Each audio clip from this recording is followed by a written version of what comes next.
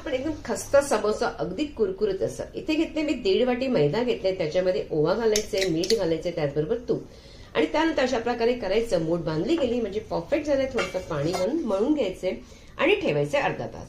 तेलामध्ये दिल्याप्रमाणे मसाले सगळे घालायचे. त्याचबरोबर काय करायचं, थोडंसं अगदी परतून घ्यायचं. नंतर मी ते थोडेसे वाफून मटार घेतले होते ते घालायचे, थोडेसे पुन्हा मसाले घालायचे, उकडलेला बटाटा घालायचे, मीठ घालायचे आणि कसुरी मेथी घालून या प्रकारे भाजी बनवून घ्यायची.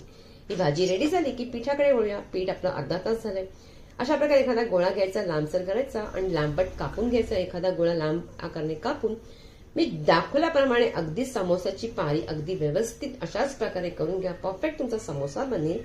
आणि अशा प्रकारे केल्यानंतर आपण काय करायचं, तेल गरम करायला ठेवायचंच आहे.